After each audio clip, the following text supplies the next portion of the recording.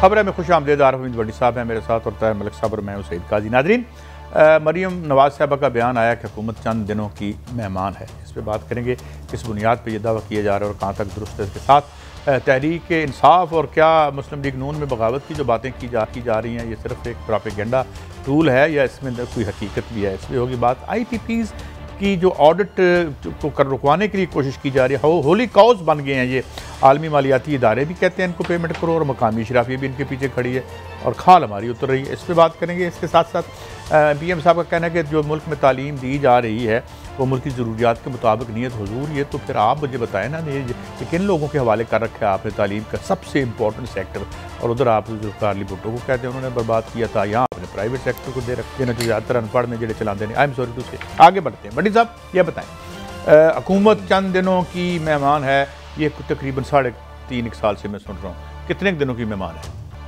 बिस्मिल्लाहिर्रहमानिर्रहीम। कई सब ऐसे तो हम सब ही मेहमान हैं, मुसाफिर है। हर एक अपनी अपनी ट्रेन मुल्कुल मौत का इंतज़ार कर रहा है। लेकिन मरीम नवाज साहिबा की गुफ्तगू को आप बहुत ज़्यादा संजीदा लेते हैं। एक बड़ी पार्टी की वो अहम लीडर है मियाँ साहब के बाद। वो मोहतरमा काबिल एहतराम कमो बेशतर हज़ारों नहीं तो सैकड़ों दफ़ा हुकूमत को घर भेज चुके हैं, लेकिन हुकूमत है कि घर जाती नहीं, क्योंकि हुकूमत आई भी नहीं थी अपनी मर्ज़ी से, उसने जाना भी नहीं अपनी मर्ज़ी से। भाई जो आपको लाते रहे थे अब उन्होंने उनको ले आए, और वो जब चाहेंगे तो वो चले जाएंगी। तो मरीम नवाज साहिबा अपने आप को रेलिवेंट रखने के लिए इस किस्म की गुफ्तगू कर रहती हैं। जब आपको याद होगा जब PDM बना था, लॉन्ग मार्च हुआ, 10 दिसंबर को गई, 8 नवंबर को गई, कुछ सैकड़ों डेटे दे चुकी हैं। तो मेरी समझ में नहीं आता कि मरीम नवाज साहिबा हुकूमत को घर भेजने की बजाय अपने वालिद मोहतरम जो इलाज की गरज से गए थे, अल्लाह उनको सेहत दे, नवाशी उनको ही ले आए पा घर। हुकूमत तो नहीं घर जा रही। मैं आपको सुनवा देता हूं, कहने पे तो इनके अब्बू नहीं घर आ रहे तो हुकूमत कैसे घर चले जाएगी? तो मैं जरा सुनवा देता हूँ ताकि आपको सानिर और मलिक साहब आप भी देखिएगा, फिर आपका टेक लेते हैं। सुनाएं जी। मेरा ये ख्याल है कि जो मैं इनके हालात देख रही हूँ, मुझे ये महीनों और हफ्तों की नहीं चंद दिनों की बात नजर आ रही है। तरीका कार भी आ जाएगा सामने आप सबके। जी सुना अमर जी, आप कमेंट खत्म कर सुना। शुक्र करे उन्होंने चंद दिनों की कहा, उन्होंने चंद लम्हों की नहीं कहा। कि हो सकता है वो ये भी फरमा देती कि जब मैं ये मीडिया टॉक ख़त्म करूंगी तो वो घर जा चुकी होगी। घर से मुराद यहाँ वो समझती हैं कि उस वक्त पता नहीं मुझे ये टाइम का जो मीडिया टॉक है क्या टाइम है, घर प्राइम मिनिस्टर हाउस से वो PM साहब बनी गाला जा रहे हैं तो उन्होंने कहा होगा कि हुकूमत के सरबराह घर जा रहे हैं। तो मुझे नहीं पता ये कौन सी हुकूमत घर भेजने की बात कर रहे हैं। जी मीडिया कंजम्पशन है। देखें ना, असल में 2-3 दिन से अटैक संडे से ना बड़ा खौफनाक हुकूमत ने अटैक किया नून पे। उनका अटैक ये नून पे था, मुस्लिम लीग नून पे अटैक PTI ने किया हुआ कि जनाब अटैक ये है कि आप में से नवाज शरीफ और शहबाज शरीफ माइनस हो रहे हैं। किसी से मुलाकात कर ली उन्होंने, अब भट्टी साहब मतलब साढ़े मज़ा लैन लग पे ने। तो कहने का मतलब ये है कि अब ये जब आपने सियासत करनी है मीडिया के लिए, अगर आपने सियासत इसलिए करनी है कि मेरा बयान टॉक शो में डिस्कस हो, तो फिर आपने खाली जगह तो पूरी करनी है। वो भट्टी साहब वाली बात है, 3.5 साल के तो हमें भी 10,000 दफ़ा कह चुकी है हुकूमत जा रही है। अगर इस तरह हुकूमत ने जाना तो मेरे लिए उसको गए भी 1000 साल हो गया होगा। तो ये 0 + 0 + 0 है और इक्वल। भट्टी साहब मैं आप छोटा सा आपकी तफन्नुन तबाह के लिए अर्ज़ कर दूँ कि एक मुशायरे में एक शायर ने जब 35वां शेर के बाद कहा कि आखिरी शेर अर्ज़ है, तो मैं कहूँ हजूर साढ़े भी आखिरी साह ने, तो अवाम के तो आखिरी साह है ही। तो ये जाएंगे कोई और आ जाएगा, साढ़ा की बढ़ना है। काजी साहब, ये जो 4 वज़रा अचानक आते हैं और कहते हैं कि 4 मुस्लिम लीग नून के ओहदेदारान किसी लोग के पास मिले और अल्टरनेट पेश किया, मैंने जो चेक किया मुझे इस खबर की कहीं भी तस्दीक नहीं हुई। दूसरा ये कह रहे हैं कि नवाज शरीफ को लाया जाएगा। इस मेरी अपनी राय और मेरी खबर के मुताबिक पाकिस्तान के आईनी माहिरीन और इस बात में भी बेसलेस है। अब आप ये कहेंगे सारी बातें बेसलेस हैं, मरीम की भी बात बेसलेस है। मुझे याद है कमो बेशतर 20 साल कबल हम एक ब्लास्ट की कवरेज के लिए लारी अड्डे गए लाहौर। अभी वो उस वक्त अखबार TV नहीं होते थे, कागज पकड़ा हुआ पेंसिल पकड़ा हुआ लिखे जा रहे थे। तो अचानक एक जोरदार ब्लास्ट हुआ, दोबारा हो गया। हाँ दोबारा हाँ। चंद ही कदमों पे, मतलब है हार्डली 5-6 फुट का फासला होगा। तो जिस ब्लास्ट्स की हम कवरेज कर रहे थे तो वो कमो बेशतर 3 या 4 लोग शहीद हुए थे, तो जो सेकंड हुआ उसमें 8 लोग। अल्लाह। तो मुझे ये सारी बयानों के पीछे एक बहुत बड़ा ब्लास्ट नजर आ रहा है। ये कब होगा इसका टाइम फ्रेम तो नहीं दे रहा। ये एक प्री प्लान किस्म का जाल बिछाया जा रहा है, बरूदें सेंड की जा रही हैं। अब फटना किसने है? अल्लाह ताला हमें हिफ्ज़ ईमान में रखे। मगर अल्लाह हिफ्ज़ ईमान में रखे, बंदे के करतूत तो ठीक करे ना। आप किसे जई ना तो गल करनो रही ना। ये देखे ना 4 वजीर कहते हैं माइनस है। मैं इस खबर की कह रहा हूँ कि इस बात में मेरी नज़र में जिस खबर रिपोर्टर ने खबर दिया वो मुझसे ज़्यादा साहिब इल्म होगा, लेकिन ये एक जाल बिछाया जा रहा। कई दफ़ा मंजर के जो पीछे से मंजर होता ना उसको छुपाने के लिए छुरियां आगे कोई आगे असल ब्लास्ट कोई और करना है। तो अल्लाह ना करे वो ब्लास्ट हो, वो वाकई ही ब्लास्ट हो। अल्लाह माफ़ करे। शहबाज गिल साहब ने इसमें जो उनका मुकदमा है वो उनकी ज़बानी सुनी। ट्राई कर रहे हैं जी, बिल्कुल कर रहे हैं। इस बार 4 की डील मांगी जा रही है। वो 4 तो मैंने अलग बता दिए जो अपनी काविश पे शुरू हो गए, इनसे सीख के उन्होंने अपनी दुकान खोल ली। तो अब आखिरी बात है कि क्या ये डील मांग रहे हैं? जी बिल्कुल, ये 4 की कॉम्बो डील मांग रहे हैं।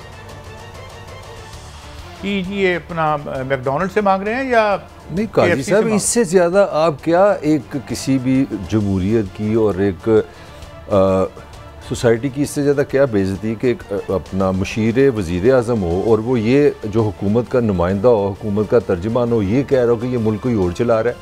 किसी और से आप बातें करते हैं, किसी और से आप डील करते हैं, किसी और से आप मामला तय करते हैं, किसी और सियासत करते हैं। मेरा सवाल ये है कि अगर वज़ीर आज़म चीफ़ एग्जीक्यूटिव ने पाकिस्तान के फ़ैसले नहीं करने, पॉलिटिकली हम आज़ाद नहीं है, ये मेरा मुशीर कह रहा है कि डील मांग रहे हैं 4 बंदे, तो आपने तो एक चीज़ साबित कर दी कि ये मुल्क में सारी जो सियासत है। फिर इनसे मेरा सवाल आपसे उन्होंने एक सवाल किया है, तो ये शहबाज गिल साहब ने आपसे एक सवाल किया, मैं सुनवाना चाहता हूं। मैं उधर आप चले जाएं, मैं खुद एक सवाल पैदा करूं। मैं कह रहा हूं कि अब इसमें कुछ शक रह गया कि हुकूमत ने कंफर्म कर दिया कि डील इज गोइंग ऑन। इससे ज़्यादा मैं क्या कहूँ आपको? देखिए फिर उनके लफ्ज़ वही रहने दें। वो डील मांग रहे हैं, ये कहा है उन्होंने, उतना रखे ना। डील मांग रहे हैं। चलें आप आगे चलाएं।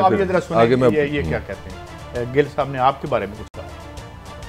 सवाल पूछा जाता है बार बार कि जी किससे डील मांग रहे हैं शरीफ, किसने डील देनी है? पाकिस्तान के जितने बड़े एंकर हैं उनमें से कोई मुझे बताए कि क्या उन्हें शरीफ पिछले 3 महीने से ये नहीं कह रहे कि हमें डील मिल गई है? क्या जियो टीवी के जो 3-4 बड़े एंकर्स हैं वो जाती महफिलों में नहीं कहते कि इनको डील मिल गई है? क्या हमें नहीं कहते? वो क्या ARY के जो 3-4 बड़े एंकर हैं क्या वो हमें जाती महफिलों में नहीं कहते कि इनको डील मिल गई है? कहते हैं। क्या दुनिया न्यूज के जो सहाफी हैं वो नहीं कहते? क्या एक्सप्रेस न्यूज के सहाफी नहीं कहते? क्या GNN के ये सहाफी नहीं कहते? क्या तज्जिए नहीं हुए टेलीविजन के ऊपर कि इनको डील मिल गई है? अच्छा, तो एक मेरा पॉइंट है, इसका मतलब है मुल्क एंकरों ने चलाना है। मैं जो कहूँगा फिर हुकूमत फॉलो करेगी।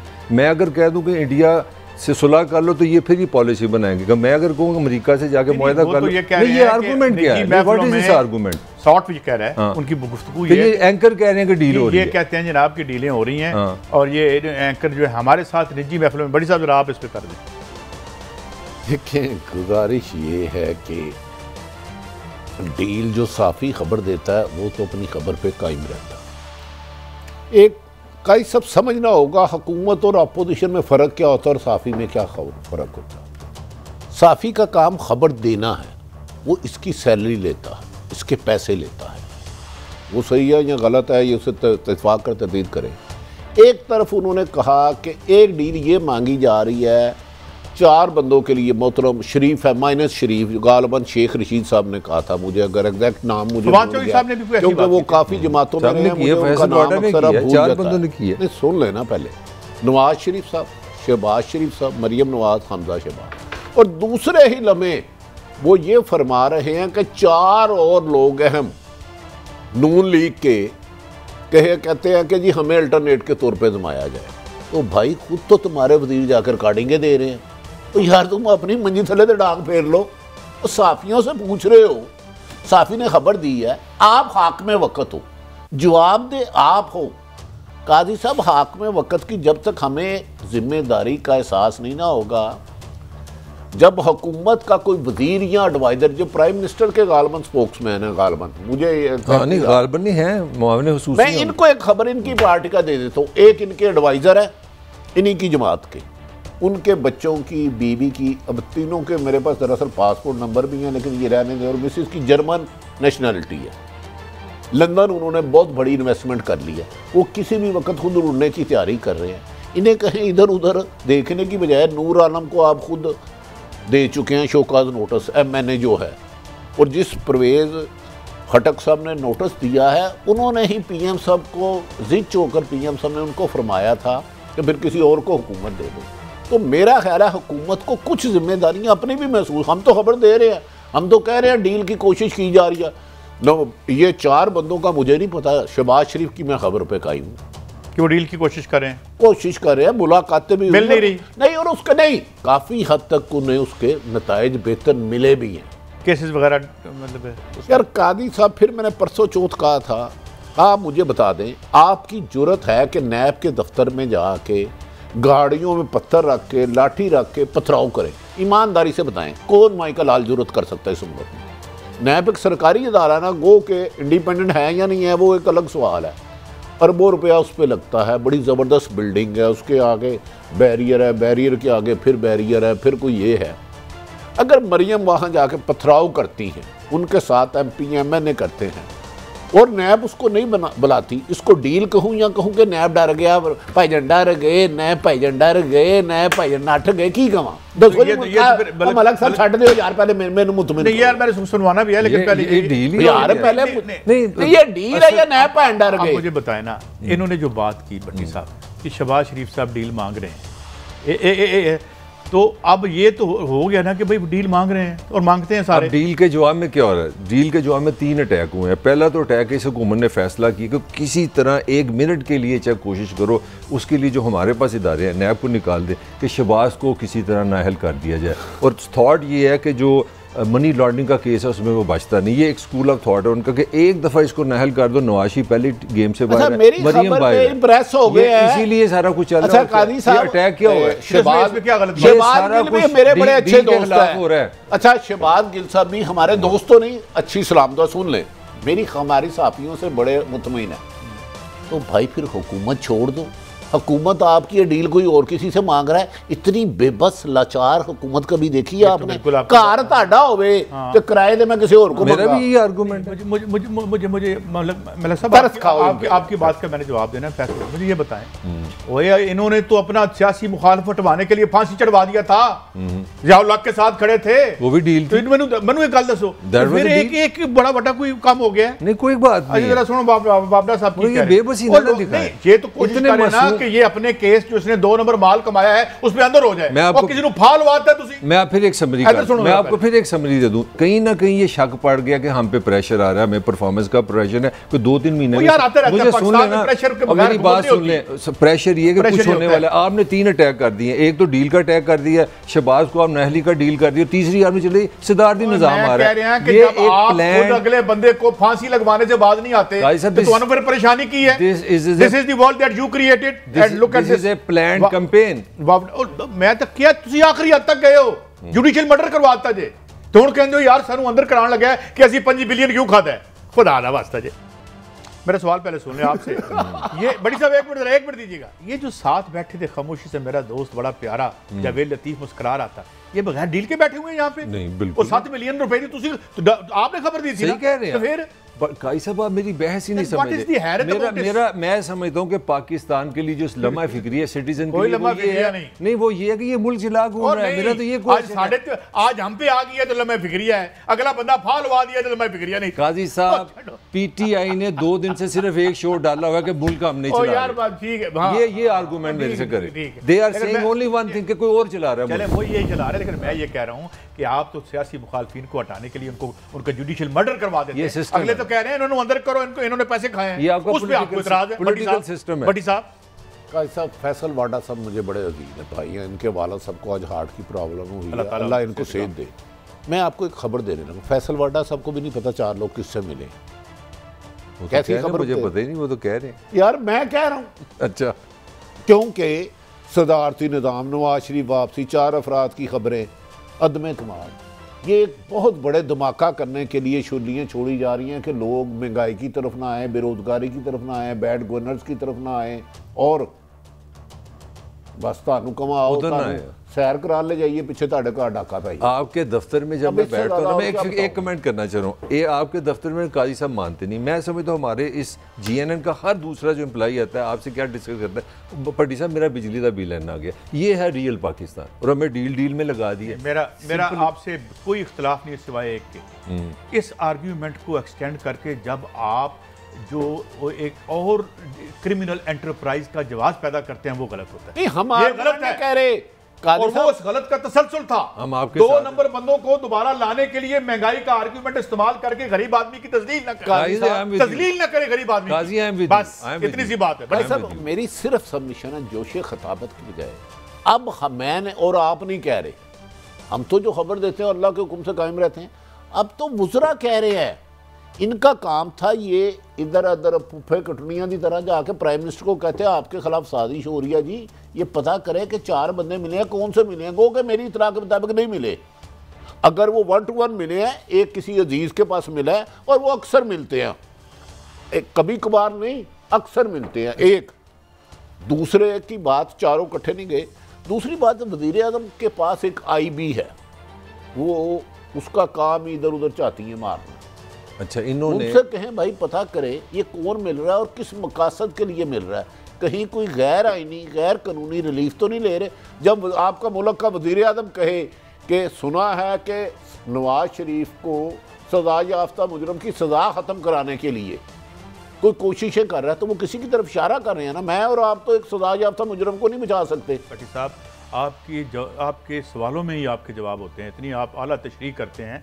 मेरा मतलब है इमरान खान को ऑस्ट्रेलिया के या आसिया के वज़ीर आज़म नहीं बने थे, वो एक ऐसे मुल्क के वज़ीर आज़म बने थे जहां भी आपने बताया कि जाके नैब को वट्टे मारने वाले घर बैठे ने चुप करके, वहां यही होता है। तो होने दो यार फिर मैं दसा एक बंदा गया मलक साहब बड़े बड़े दफ्तर दे, वो ना सियासी आदमी है, अच्छा ना वो सियासी आदमी है, ना वो कोई ब्यूरोक्रेट है, दफ्तर बहुत बड़ा है। वो किसी को मिलने करप्ट तरीन इंसान की सिफारिश करने जाता है, करप्ट तरीन गलीज तरीन रिप्यूटेडली जो उसके बारे में बोइन है। वो अफसर कहता नहीं, अचानक एक अहम जगह से फोन आता है तो पूरे दफ्तर में थरथली मच जाती है। इस मुल्क में तो वो मौजूदात होते हैं जो हम सोच नहीं सकते। अब मैं पूरी बात कहूंगा तो लोग कहेंगे ये आप पूरी बात ना करें, मुझे पूरी मैं बात पागल करना है। पूरी काजी बात साहब का आर्गूमेंट है ये पहले भी होता था, इससे ज्यादा होता था, नहीं, ये मैं लिहाजा नहीं भी कह चलना रहा, मैं चाहिए। ये नहीं कह रहा, मैं ये कह रहा हूँ कि आज आप जन्नत के म्यार ले आए हैं इमरान खान के लिए, उन्हें जन्नत में हुकूमत बनाई है। मेरा मतलब है कि यार तुसी देखो ना, तो ऐसे ही रहना who चाहिए you are Pakistan. protecting and who you are promoting and then you are attacking Imran Khan. करो, मैं भी करता। मैंने इमरान खान से बड़ी तकलीफ है कि यार आप कभी जुल्फकार अली भुट्टो जिसने इतने बड़े industrial textile heavy mechanical complex लगाया, जिसने यहाँ पे स्टील मिल बनाई, तो उसी नाड़े बनाने की फैक्ट्रियाँ नहीं लगा सके, उसको आप बुरा कहते हो। मैं तो नजरियाती तौर पर उनका साथी नहीं हूँ, मगर आप क्या करते हैं यार। अच्छा, इस मुल्क में आप ठीक हो जाओ, आप नमाज नीत लो ताकि तुम्हारी असम्बली खरीद के पिछू निकल जाए। अच्छा काजी साहब जान की माल पाऊँ तो अर्ज करूँ, हमने इमरान खान साहब के लिए जन्नत का म्यार नहीं बनाया।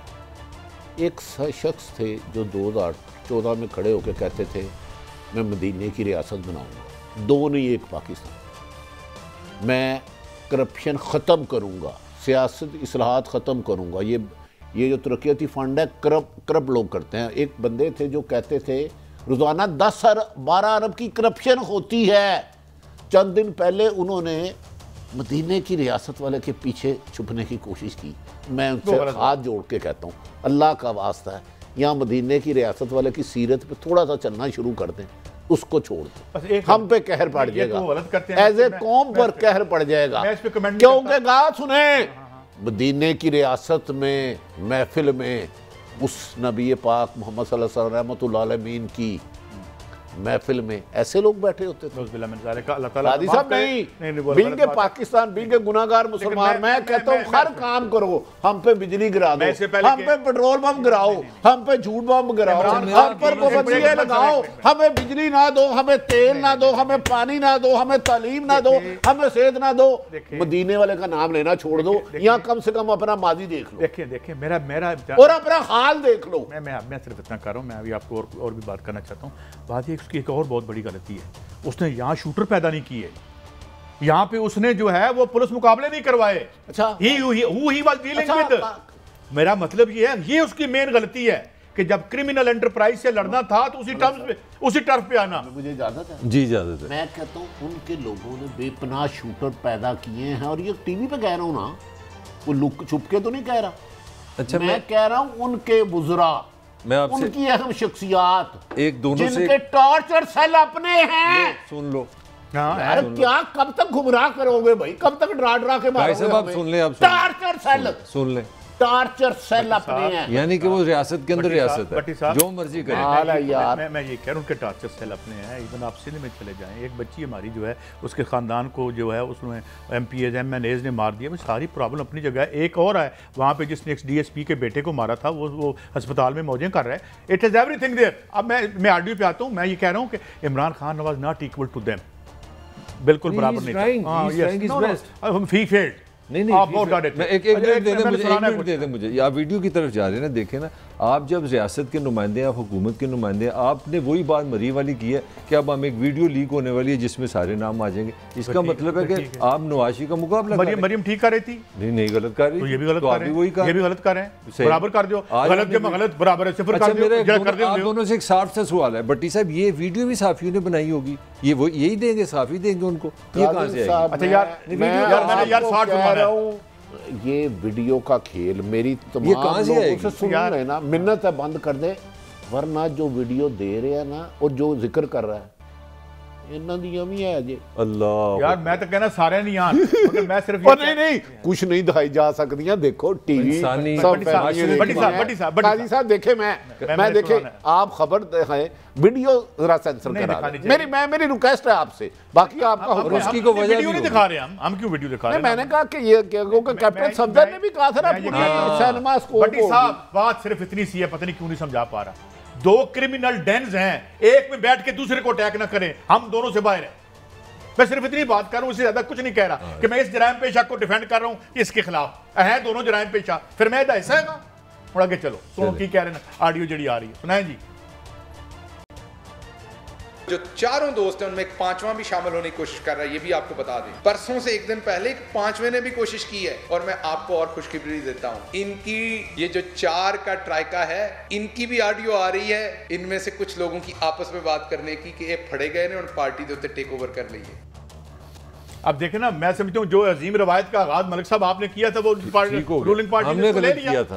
आप एक मिनट मुझे रवायत को और बढ़ेगी। काई साहब एक मिनट मुझे दे दें। आप हमने गलत किया, हमें कानून के मुताबिक सजा दें, जो बनती है उसमें। मैं अदालत हूं भाई, नहीं जो सुन रहे हैं उनसे बात करें, 1 इंच माफ ना करें। मगर मेरा सवाल है, अगर मेरी हुकूमत ही ये सवाल कर दे कि मेरा सिटीजन राइट किधर गया, प्राइवेसी का, कौन वीडियो बना रहा है, और मुझे साफ बात ही नहीं बताई जा रही। यहाँ तो आप सीधी एक बात बताएं कि ये वाकया हुआ है, हम अदालत में जा रहे हैं, हम अदालत में जाके बताने लगे हैं, आप सारा कुछ साफियों पर डाल रहे हैं। अब मुझे बताएं कि जो रियासत की हुकूमत खुद वीडियो बनाने में शामिल है, who is doing this? Question is बारे में उन्होंने कहा कि आप अपनी निजी महफिल में उनके मुताबिक ये बात करते हैं। नहीं काई साहब देखें, मैंने तो वीडियो बनाई नहीं, मेरा एक फिक्रा ले लेना, मैंने हुकूमत के पास जाना कि भाई मैं तुम्हें टैक्स देता हूँ, मुझे सवालों का जवाब दो। मुझे तो हुकूमत सवाल कर रही है कि वीडियो आ रही, कहाँ से आ रही है? भट्टी साहब बताएं कहाँ से आ रही है? बाद वीडियो रिश्ते तोड़ने की वजह बन जाती है, और बाद वीडियो रिश्ते जोड़ने की माजी में वजह बनती रही है। वीडियो का खेल ख़त्म करते हैं, ये बेवकूफ़ है, अहमक है। तो मैं आपको इतनी बड़ी खबर दे गया हूँ, लेकिन आपके ऊपर से निकल गई। नहीं, मैं वाकई नहीं समझ सका। बस छोड़ दे, बस बाकी अगला सवाल से एक ब्रेक है, हम ब्रेक पे जा रहे हैं। मतलब ये है कि जो चीज़ आप सामान मार्केट में लाते हैं, फिर कभी कभी आपकी तरफ भी तो वापस आ जाता है ना। आने दे वीडियो, पता तो चले ये क्या बातें करते रहते हैं, हमारे इल्म में और आवाम को भी पता हो। हाँ, दे वीडियो खुले, इनका पता लगे, ये चौक में जो है पता चले कपड़े गंदे धोए ये, ताकि हमें। एक ब्रेक के बाद हाजिर होते हैं, खबरें और भी हैं। IPP क्यों इतने होली हैं, इस पर हम बात करेंगे, और फिर इसके अलावा मजीद भी खबरें हैं ब्रेक के बाद।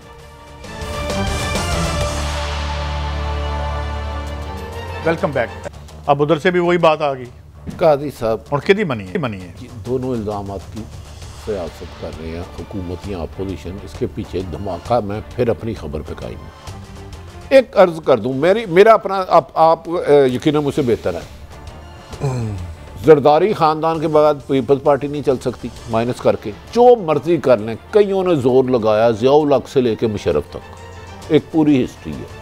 शरीफ फैमिली के बगैर नून लीग नहीं चल सकती, इमरान खान के बगैर PTI नहीं चल सकती, 101 टुकड़े हो जाएंगे। इन चारों में से किसी की हैसियत नहीं है कि इमरान को माइनस करके अगर इनके 125-30 जितने भी लोग हैं 25 भी साथ में ला सके। एक परवेज़ खटक का ग्रुप है, कड़वा सच है, जंगीर तरीन साहब का ग्रुप है, कड़वा सच है, कराची में कुछ ग्रुप है, लेकिन मेजॉरिटी अगर जहाँ जरदारी सब जाएंगे उनके कल में पीपल्स पार्टी पड़ेगी, नून लीग जाए, मियाँ नवाज शरीफ मियाँ शहबाज सब जाएंगे, नून लीग पड़ेगी, पीटीआई पड़ेगी। ये एक मेरी अपनी इनके बारे में राय है। लेकिन एहसन इकबाल साहब को पता नहीं 4 कौन से ऐसे बंदे लगे हैं जो पीटीआई में रह के इमरान के ख़िलाफ़ कुछ बंदे बगावत कर सकते हैं, 25-30 फॉरवर्ड, वो भी एक इशारे के बाद, अपनी मर्जी से नहीं। इसी तरह नून लीग में ख्वाजा आसफ साहब मुझे पता 2-3 दफ़ा अपनी क़यादत की इजाज़त के बगैर मिले किसी से, किसी दोस्त से, मतलब करता भी है तो उसके डिमांड होगी सर तुसी सानू नग पूरे कर दो। हाँ जी, कल देख लें ना, मतलब कोई हमारी तो किसी से कोई ज़ाती लड़ाई थी ना। जब आप आलम खान साहब का मेरा लिए आज सोशल मीडिया बढ़ा हुआ है, जो उन्होंने असेंबली के अंदर का जी अगली 3 लाइनों को पकड़ लें, अगली 3 लाइनों से मुराद किया मेरे वज़रा जो पाकिस्तान चला रहे हैं अपनी पार्टी को गए हैं। अब कल जब अपने हमारे प्यारे वज़ीर आज़म साहब पेशावर गए हैं तो उनके जो इजलास में 28 लोग जो अरकान असेंबली हैं वो नहीं आए। अब हो सकता है उनका कोई पर्सनल भी काम हो, मैं ये नहीं कह रहा, मगर इट से समथिंग। अब ये जो एहसन इकबाल साहब इशारा कर रहे हैं, जेलम का किसी को नहीं पता, फवाद चौधरी को इशारा कर रहे हैं, सबको पता है असद उमर की तरफ इशारा कर रहे हैं, शाह महमूद कुरैशी की तरफ, और ये आज का इशारा नहीं, ये भी 3 साल से जारी है। तो मेरा जो भट्टी साहब से मैं बात कर उसका आर्गूमेंट के साथ 2 आर्गूमेंट करूँगा। पाकिस्तान की हिस्ट्री देख लें, जितने हम पोलिटिकली डेवलपमेंट आप दोनों को मेरे से ज़्यादा पता है। नवाज शरीफ 10 साल रहे सऊदी अरब में और इतना नाम था अपना हाशमी साहब का, जवेद हाशमी का, इतना बड़ा लीडर, मुशर्रफ के आगे खड़ा हुआ, ये हुआ, सदर हुआ। जिस दिन नवाज शरीफ वापस आया सबसे पहले सदरी पे हमला हुआ, उसी वही नून लीग में उस बेचारे को टिकट तक नहीं मिली। आगे चलते हैं, बेनज़ीर भुट्टो कितनी एग्जाइल में रही है आपको पता है, मुझे पता है क्या बना है। जुतोई ने पीपल पार्टी से पीपल्स पार्टी निकाली, कोसर न्याजी ने निकाली, 10 पार्टी बनी। तो हमारे यहाँ अगर आपकी का ख्याल ये कि 4 बंदे जाके कि हम नवाज शरीफ को रिप्लेस कर लेंगे, मेरा ख्याल है कि ये सारी सेम चीज़ ये बेसिकली सुन लेना, ये पॉलिटिकल कल्चर नहीं है, ये मेडिकल स्टोर है, ये इमरान खान जनरल स्टोर है, ये जरदारी जनरल स्टोर है। अब देखिए बिलावल दुनिया की तारीख में कभी हुआ है कि आपका नाम बिलावल जरदारी और आपका जब माँ दुनिया से जाए तो आपका नाम चेंज कीजिए बिलावल जरदारी भुट्टो। सिर्फ भुट्टो के नाम के लिए मतलब मोहतरमा की शहादत पे क्या डेवलपमेंट हुई है पीपल्स पार्टी में कि एक नाम ऐड कर दो। तो ये तो इतना हम बीमार ज़हनी तौर पे हमारा पॉलिटिकल कल्चर है। तो मैं समझता हूँ ये भी और दोनों तरफ से फेक सारा कुछ एकेडमिक डिस्कशन में जाएं कि पार्टियां कब बनती और है ही नहीं है। पार्टी कौन है, कौन सी पॉलिटिकल पार्टी भी रहती है। लेकिन मैं आपसे बड़ी बड़ी पार्टी, मुझे आपसे सवाल है पाकिस्तान में कौन सी पॉलिटिकल पार्टी, ये तो फर्द है। अच्छा, मौलाना फजलुर रहमान साहब के वालिद का क्या नाम था? मौलाना मुफ्ती महमूद। वो क्या थे? जमीयत उलमा इस्लाम के सरबराह थे। बस यार ये गुलामों का मुल्क है, कोई चक्कर ही नहीं। कादी साहब जब तक इमरान अगर सीट इधर हटता है तो मुझे नहीं पता पीटीआई कितनी हो। इसी तरह अगर शरीफ फैमिली माइनस, मैं शरीफ फैमिली कह रहा हूँ, नवाज, शहबाज, मरियम और हमजा, तो फिर एक राजपूतों का ब्लॉक बना हुआ, मैं बता देता हूँ, एक ख्वाजों का बना हुआ है, 2-3 ब्लॉक और बने हुए हैं। किसमें? नून लीग में 1001%। ये मैं आपकी मैं बात समझ गया। ये हकान अब्बासी साहब भी कुछ बयान देते हैं तो भी अच्छा, इनका वाहिद हकान अब्बासी है जिसका ब्लॉक ही कोई नहीं है। इतराफ कर रहे हैं सारा मतलब होशिंग इनकी सारी। 2013 का इलेक्शन भी रिग हुआ। इसमें नवाज शरीफ साहब ने अभी रिजल्ट पूरा नहीं था आया, मुझे 2/3 मेजोरिटी दो, और खुद आपके साबिक वज़ीर आज़म, अब मैं और आप साफ़ी इल्ज़ाम नहीं लगा रहे अपोजिशन, उन्होंने कहा जब से मैं सियासत में आऊँ हो रहा तो रियासत में भाई चोरी करना आया इलेक्शनों में। और अब तो तस्लीम ही काजी साहब, इसके बावजूद भी लोग इन्हें फॉलो करें तो अब क्या मातम ही करें ना। खुद वो बंदा कह रहे हैं मैं जब से सियासत में आया हूँ, और 13 का जीत के जिसमें अभी रिजल्ट पूरा नहीं था आया, 11:30 बजे नवाज शरीफ ने 180 एच के बाहर आके कहा मुझे देनी है तो पूरी 2/3 मेजोरिटी देना वरना मैं नहीं जलानी। यार इस तरह के इलेक्शन, इसे जमहूरियत। और साबिक वज़ीर आज़म कह रहा है हर इलेक्शन रिग हो रहा है। अब ये मुझे बताएं, ऐसी सिचुएशन में जब भी इलेक्शन होता है, 22 में हो 23 में हो, हर हारने वाले ने कहना इलेक्शन फ्रॉड किया मेरे खिलाफ। तो ये कौन सा ऐसा तरीका है कि हर जमात को तू जीत गया? इसका मतलब है ये बसीदा गला सड़ा हुआ निज़ाम। अगला इलेक्शन भी कोई ना कोई हर हारने वाला धांधली का इल्ज़ाम लगाएगा। तो इसमें इस्लाहत ले है बैठ के। मैं फिर इसको बुराने वापस सवाल ले जाता हूँ।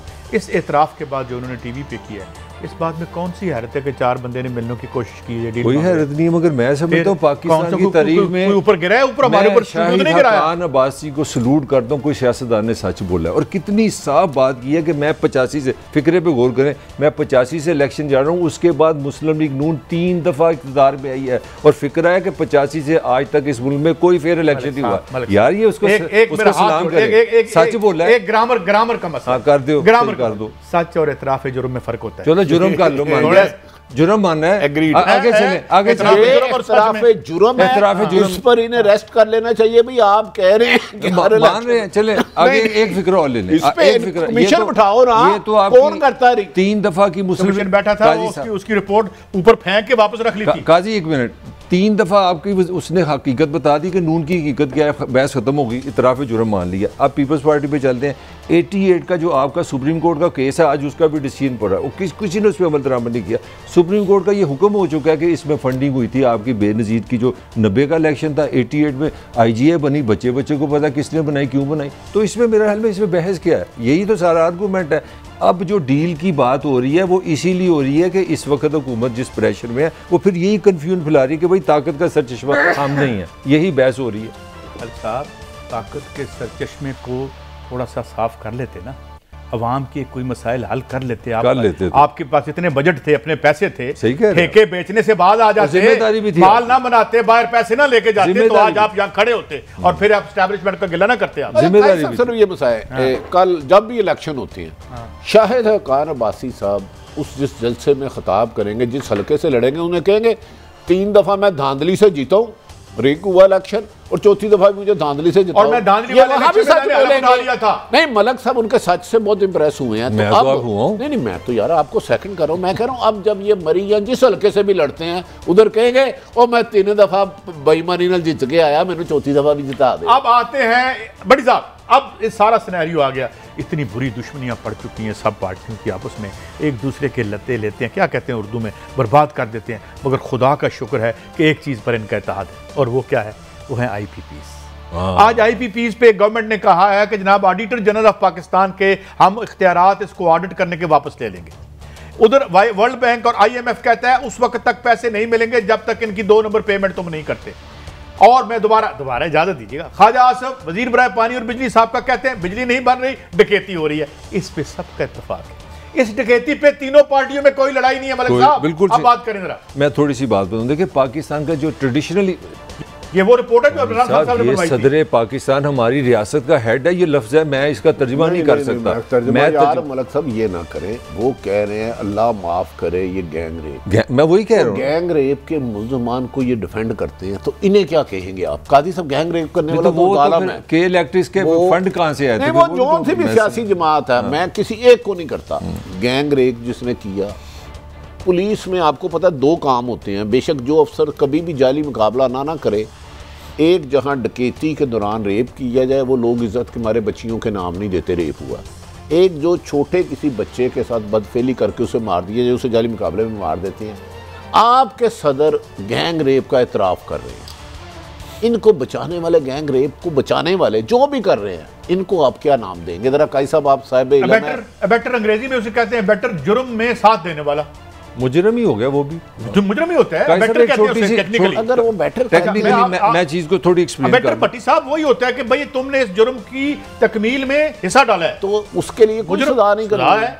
अच्छा काई साहब ये देखे हमारे साथ हुआ एक बात छोटा सा $50 बिलियन का तो वर्ल्ड बैंक ने कहा है कि इन्होंने 10 साल में हमें टीका लगाया। IPP ने, वर्ल्ड बैंक ने, मैं आपको थोड़ा सा, मैं इसको डबल समझता हूं, आपकी बातें मैं आम बंदे की जुबान में बात करूंगा। आपने वैसे सारी खबर दे दी है, मैं आपको सिंपली बता रहा हूं 10-15 साल पहले हमारे जो 2 मेजर खर्चे थे ना, वो तो एक हमारा कर्जे थे जो हम कर्जे देते, दूसरा हमारा डिफेंस था। अब डिफेंस पे आ जाते हैं, तकरीबन कर्जे ये अपना पेंशन डाल के हम 1600-1700 अरब हम दे देते हैं, मुल्क को बचाना है, दिफा पे खर्च दिए। आगे आ जाते हैं कर्जे वाले, 2500 अरब के करीब आपने सूद वगैरह आपने देना है। 5000 अरब के करीब हम कमाते हैं, 4000 हमसे चला गया, बाकी 1000 हमारे पास है। अब ये आपका ऑफिशियली जो डाटा है वो कह रहा है 2500 अरब से 3,000 अरब ये सिर्फ IPPs का पैसा बन रहा है कि हमें ये कर्जा वापस करो। मैं आपको बताना ये चाह रहा हूँ, तकलीफ दे ये मैं आपको बताना ये चाह रहा हूँ कि आपका दिफा जो है वो बड़ा नंबर 3 पे चला गया, नंबर 2 पे आपका सूद चला गया। ये सारा मुल्क दुनिया का 5वां बड़ा मुल्क, ये दुनिया का एटमी ताकत किसके लिए जिंदा है? IPPs को पैसे देने के लिए। 24 करोड़ इंसान इसलिए काम करते हैं कि हम IPPs को जिंदा रखें, और आप किसी दुनिया के बंदे को 30,000 अरब रुपया दे दें, वो पॉलिटिकली अगर आपको कंट्रोल ना करे तो फिर आप पागल हो गए, मान ही नहीं सकते। They are controlling everything. ये भट्टी साहब इश्यूज है करने वाले कि जहां जहां ब्लीडिंग हो रही है इकोनॉमी की, वहां जाएं, इनको खोलें, सुप्रीम कोर्ट में ले जाएं, इंटरनेशनल मुआहिदों का भी रेमेडी है। इतना पैसा है।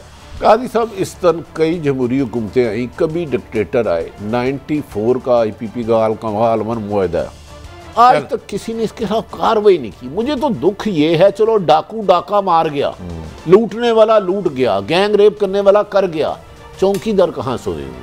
मेरा तो सवाल मेरा एक सवाल मैं दोबारा दोहराता हूँ। सदर पाकिस्तान हालिया कहते हैं ये गैंग रेप हुआ है, साबका वजीर बराए पानी और बिजली कहते हैं कि डे लाइट रॉबरी है, दिन दहाड़े डाका है। वो भी इख्तियार में थे, उन्होंने भी कुछ नहीं किया। सदर साहब का तो खैर डायरेक्ट इख्तियार नहीं होता, कैबिनेट का इख्तियार होता है ना यार, कैबिनेट का इख्तियार, एक टाइटुलर चले जो भी इख्तियार है उनके, मगर किसी ने हमारी कुछ नहीं किया। और कहते हैं इन्होंने पैसे देना है जिमें खुदा न खास्ता नौज बिल्ला मिन ज़ालिक का कोई मजहबी फरीज़ा है। तो कादी साहब, फिर ये कौम, इनका बोझ, इनके डकैतियों का, गैंग रेप का वजन अवाम उठाती रहेगी। अभी मेरे कमरे में वो कह रहा था 22,000 बिजली का और गैस का, रोज आपके कमरे यही मौजूद होता है। अब मुझे बताएं, इन लोगों का कौन जाएगा असम्बली में जो इनकी रहनुमाई करे कि यार इनको 2 वक्त की रोटी दे दो, खुदा का वास्ता जीने का हक दे दो। 60 चलवाएं जी, एक और 100 है, बताएं जरा जल्दी करें, टाइम कम है। वज़ीर आज़म साहब IMF के पास इसलिए जाते हैं कि आप मजबूर हैं to go to the bank for the last resort. जो आखिर में आपकी मदद करने वाला है वो IMF रह जाता है, जो सबसे सस्ते कर्जे देता है आपको, तो आपकी मजबूरी हो जाती है। लेकिन उनकी आपको शराइत माननी पड़ती है, और जब आप शराइत उनकी जब मानते हैं तो फिर आपका कहीं ना कहीं आपकी सिक्योरिटी कॉम्प्रोमाइज होती है। ये तो बड़ी अच्छी बात है ना, इन्होंने लर्न कर लिया। 4 साल पहले इनका ख्याल था कि कर्जा लेने वाला जो वज़ीर आज़म करप्ट होता है, तो मैं तो खुदकशी कर लूँगा। इन्होंने सीख लिया कि कितना, आप अंदर की कहानी सुन लें, अगले साल आपको पाकिस्तान चलाने के लिए माली एतबार से 30 अरब डॉलर के कर्जे की ज़रूरत है। और ये इमरान खान का क्रेडिट है कि उन्होंने पाकिस्तान के 73 साल में पहली दफ़ा एक कौमी सलामती की पॉलिसी बनाई है। उसमें ये लिखा हुआ है कि अगर हम IMF पे डिपेंडेंट रहेंगे, अगर हम कर्जे लेंगे, तो ये पाकिस्तान की सिक्योरिटी, सुन ले मेरा फिक्रा सुन ले, पाकिस्तान की सिक्योरिटी के लिए मुनासिब नहीं है। अब तो ये वज़ीर आज़म मुझे बताएं कहाँ जाएंगे, मेरी रहनुमाई कर देना। एक तो उन्होंने कह दिया कि जब IMF के पास पढ़ते हैं तो सिक्योरिटी भी रिस्क पे आ जाती है। मुझे बताएं, IMF से कुछ जान निकलती बचती हुई पाकिस्तान की नजर आती है? खुद मुख्तारी की तरफ आए तो बचेगी। मैं जवाब दे देता हूँ। दुनिया का गरीब तरीन मुल्क जो इसी तरह जकड़ा हुआ था मल्टीनेशनल उनके हाथों, 2008 में एक गडरिया जो बकरियां चराता था वो वहाँ के सदर मुंतखब हो जाता है, और उसके बाद वो आके यहाँ से गिरबान से पकड़ता है, इन सारे मुआहदे उल्टे करता है। और आज 2008 से लेकर 2022 तक उसकी पार्टी पावर में है, और दुनिया में सबसे तेज़ी से अगर गुर्बत ख़त्म हुई है और गरीब जूते पहन के पहली दफ़ा बच्चे स्कूल गए हैं तो वो बोलिविया है। जनाब इमरान खान साहब, उसने नेशनलाइजेशन, वियतनाम की भी एग्जांपल दें जी। Vietnam is the second example, गरीब तरीन मुल्क था इससे 25 साल पहले। साहब, हर हाकम आता है, कहता है मैं मजबूरन IMF के पास जा रहा हूँ। तो मुझे ये बताएं कि IMF से निकलने का तरीका उन्होंने इसके बाद उन्होंने बड़ा खतरनाक प्राइम मिनिस्टर ने कहा फिर आपकी सिक्योरिटी कंप्रोमाइज होती है। मैं तरीका कुछ नहीं कहता, मुझे एक मरहूम डॉक्टर लाल खान की फिक्र याद आ रही है। वो कहता है कि 22-23 हैं, उनसे अगर माल निकाल लिया जाए 2 नंबर तो पाकिस्तान का कर्जा अदा नहीं होगा, $100 बिलियन और भी बच जाएंगे। नहीं, ब्रेक के बाद अपनी बात याद रखिएगा। हाजिर होते हैं।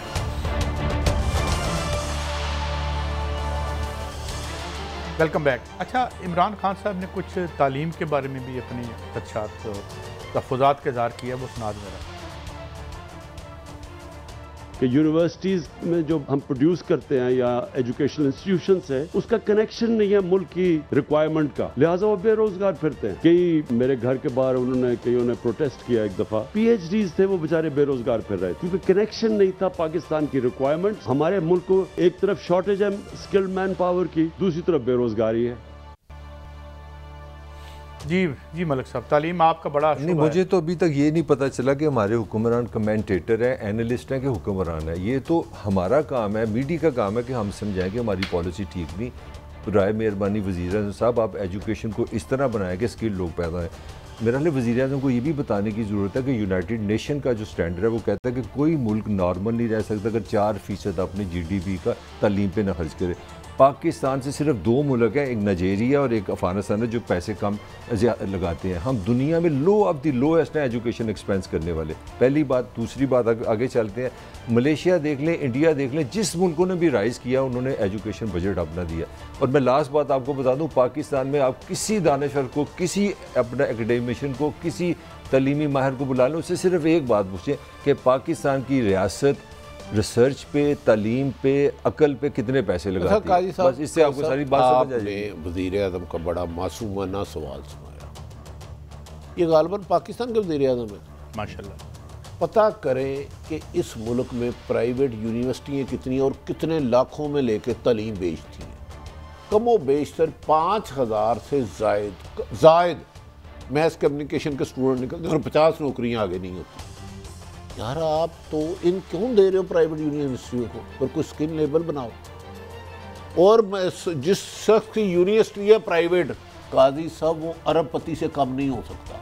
एक सर्वे करा लें मेरे पे। ये जिन्होंने प्राइवेट स्कूल बनाए हैं, एकेडमियाँ बनाई हैं, सारे ही अच्छे स्कूल के कॉलेजों में अपने नहीं जाते, रात को वहाँ पढ़ाते हैं। इनकी इनकम सोच लें। और हेल्थ, 2 चीज़ें एक मुकद्दस चीज़ें हैं, एक हेल्थ, एक तालीम, दोनों आपने प्राइवेट कर दिए। एक ज़रा मैं और खान साहब के हवाले से बात कहूँ कि खान साहब $100 बिलियन मेरी नाचीज़ नज़र में आपका IPPs ने खाया है, और तकरीबन 90 बिलियन 91 बिलियन आपने सब्सिडी भी दे रहे थे उसको, के इलेक्ट्रिक को, और 91 बिलियन दिया। इससे पहले के मुस्लिम लीग नून और इस गवर्नमेंट में उन्होंने कहा कि जनाब ये इन्होंने मुआहदे के मुताबिक काम नहीं किया, और इसको बेशुमार आपने सब्सिडी दी।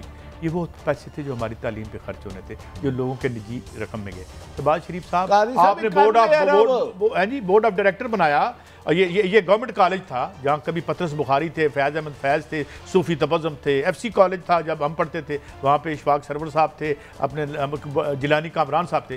केड़ा तुसी इत्थे पैदा कर रहे हो बंदे बोर्ड ऑफ गवर्नर बना के, जो नलायकों का मजमा निकाल रहे हो, नलायकों का मजमा। और सुने, आखिरी बात सुने, एक एंकर थे जो पढ़ाते भी थे, मैं नाम नहीं लेता, बड़ा नाम है उनका, तो जहाँ वो पढ़ाते थे यूनिवर्सिटी में, उन्होंने एक क्लास में बच्चे को फेल कर दिया, उनकी सरजनिश हुई। अरे भाई, ये बच्चे पैसे इसलिए नहीं देते टोकरों में रख के इनके वालिदैन कि आप इनको फेल करें, इनको अच्छे नंबर दें। और आखिरी बात, और यहाँ तो प्राइवेट यूनिवर्सिटियों को आगे करने के लिए और ये इंटरमीडिएट के रिजल्ट खरीदे जाते हैं। तो हमारा बच्चा पहले नंबर पर आया, नोट ले, और हमारे पास बात बताऊं, मैं ये वारदात है। काला यूनिवर्सिटी को जाता हूँ और उसकी एक एडमिनिस्ट्रेशन के बंदे ने बताया, उसने कहा जी हमारा एक मिसाल है, 10,000 स्टूडेंट है, तो कहता है जो 300-400 ऊपर नंबर होते हैं, बाकी हम उसे काउंट ही नहीं करते, लेकिन फीस हम सबसे लेते हैं।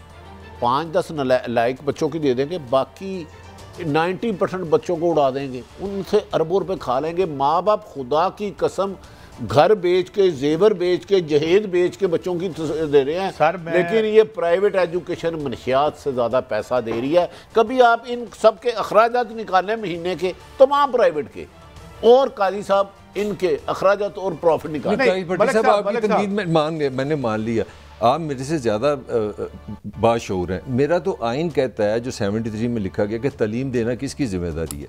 वो हुकूमत की जिम्मेदारी है। आप मुझे बताएं, 35 लाख जो बच्चा मदरसे से आ रहा है, मुझे, मैं खुद मुसलमान हूँ, मैं लानत मेरे पे अगर मैं उसके खिलाफ बात करूँ, मजहबी तालीम होनी चाहिए, मगर ये जिम्मेदारी किसकी थी? ये रियासत की थी ना। तो रियासत तो अपनी जिम्मेदारी पूरी नहीं कर रही। सुने ना मलिक साहब, फिर आप प्राइवेट में यहाँ पे आया एक बच्चा, एक शरीफ मेडिकल कम्प्लेक्स में बच्चा आया, उसकी पता नहीं किसी ने, ये हमारे प्रोड्यूसर साहब ने कोशिश की, तो 9 के 10 लाख रुपए साल की फीस कह रहे थे। एक बच्चा, एक मुझे कल माँ का वालदा का फोन आया, हमारी कुलीग थी पुरानी, उन्होंने कहा 13 लाख रुपए उन्होंने, और उसके बाद इंतहाई नलायक बच्चे निकाल रहे हैं। तो यार वहाँ काजी साहब रिक्वायरमेंट के मुताबिक यूनिवर्सिटी नहीं होती, नलायक तरीन है, और फैसिलिटी कोई नहीं है ही नहीं भट्टी साहब। लेकिन मैं हैरान हूँ कि गवर्नमेंट कहाँ है? अगर ये तालीम आपके बच्चे को सही मिले, डिफेंस के स्कूल हैं जो नर्सरी के प्रेप के 35-30 हज़ार फीस लेते हैं। अच्छा, एक क्लोजिंग करनी है, बात बड़ी है। वो बच्चे ये जो बच्चे हैं वो पाकिस्तान के लिए नहीं बनाते, वो कनाडा के लिए बनाते हैं। कोई नहीं कनाडा के लिए जाते, वो 2-4% वहाँ बाहर जाते। आजकल पता ये भी चला है कि ये नहीं पूछते बच्चे को दाखिले की फीस देते, बेटा तुम्हारी लियाकत पूछे, बेटा अब्बा जी क्या करते हैं, इतनी रकम कमाते हैं माशाल्लाह। उसके बाद देखते हैं कि बच्चे को हमने रखना भी है या नहीं रखना। तो खान साहब, ये आपका जो इकोनॉमिक विजन है इस पर थोड़ा सा रीथिंक कर लें। इजाज़त दें, कल फिर मिलेंगे। अल्लाह हाफ़िज़।